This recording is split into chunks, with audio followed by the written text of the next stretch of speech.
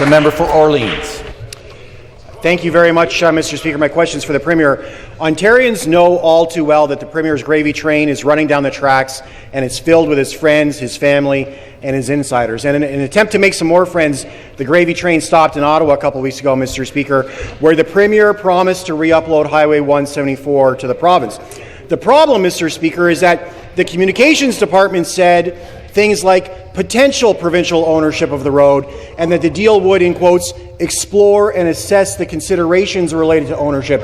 Further, Mr. Speaker, the Deputy Minister signed an agreement, the Deputy Minister of Finance signed an agreement that says relating to Highway 174 in the event that an asset transfer is considered. Now, Mr. Speaker, that sounds like a lot of wiggle room for the gravy train to backtrack. Ottawans know that the Premier often likes to say one thing while his government does something else. So will the Premier commit, yes or no, to uploading Highway 174 back to the province before the next election? The member for Nepean will come to order.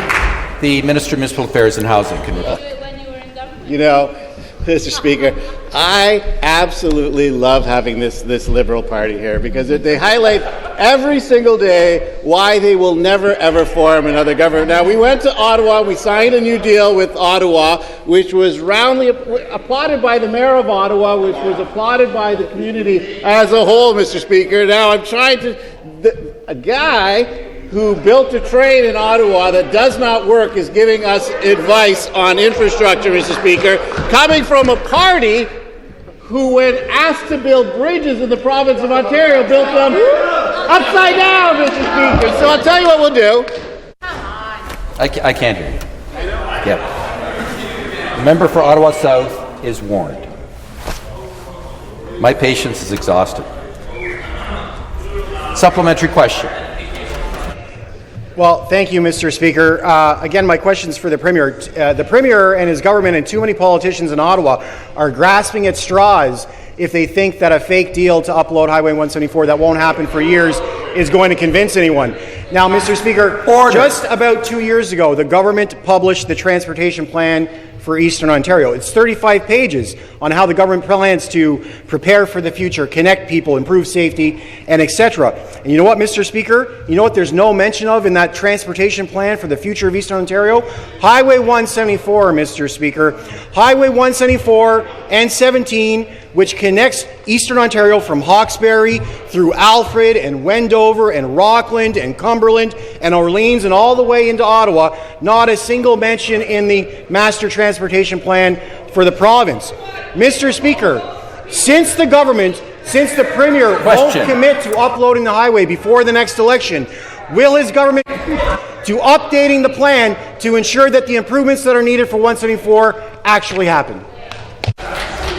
The member for Nepean is warned.